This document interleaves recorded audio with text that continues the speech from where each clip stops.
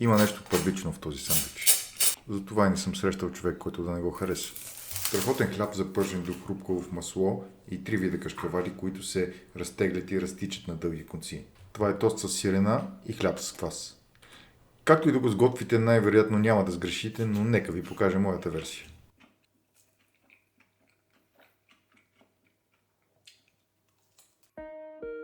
За два сандвича ще използваме половин глава лук. Леката му киселост ще балансира прекрасно тежестта на огромното количество сирена и маслото, в което ще изпържим хляба. Нарязваме го на средно големи шайби, напречно на корена. Прехвърлям го в купа с цедка и го измивам добре с студена вода. Така ще елиминирам част от силният вкус и мирис. Също ще разделя индивидуалните парченца лук. Изцеждам и подсушавам добре върху кухненска хартия.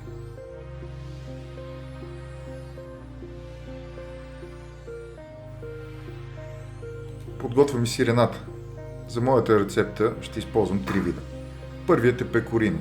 На него ще разчитаме най-вече заради силният му умами вкус и приятната соленост. Ще отрежа по 2-3 тънки парчета на сандвич. За да имаме разтеглящ се кашкавал, ще ползваме Монтерей Джак. По-добрият избор за това сирене би била моцарела с ниска влажност, но вкусът на Монтерей Джак за мен компенсира това. Финално ще ползваме чедър. Когато се разтопи, той придава страхотна кремовост на тоста. Преминаваме към хляба. Всеки хляб ще свърши работа, но аз ще ползвам от моя хляб с квас, който едва му пазих от себе си за тази рецепта. Отрязвам 4 филии по сантиметри и половина всяка.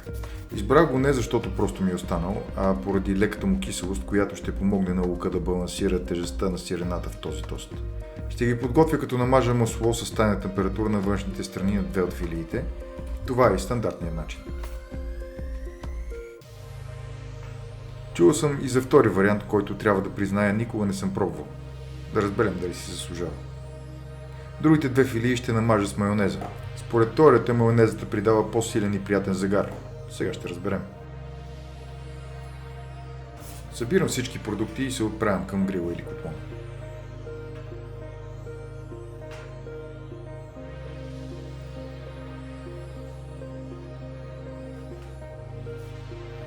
Може да ползвате тиган за запърването, но аз ще ползвам моя грил.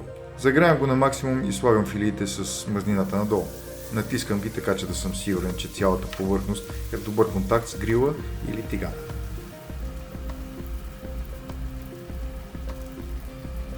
Нареждам по 2 слайса Монтерей Джак върху всяко парче.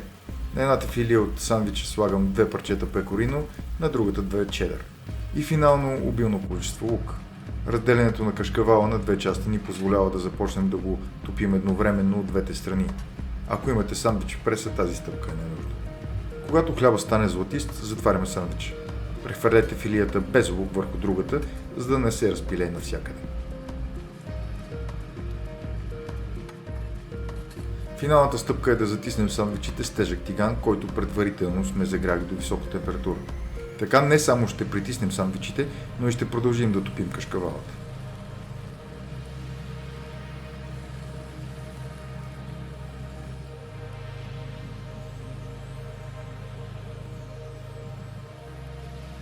Обръщаме тостовете веднъж, за да изпържим двете страни равномерно.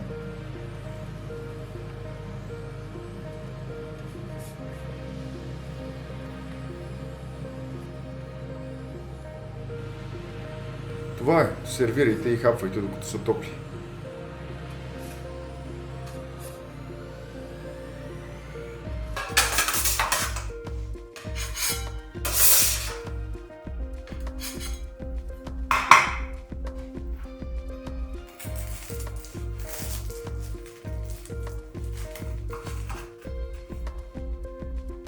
Отговорът на въпроса масло или майонеза за мен е ясен.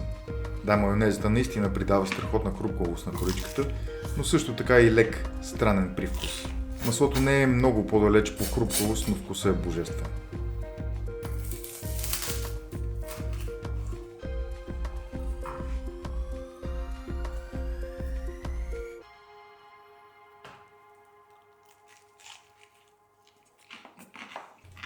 Да ви е вкусно!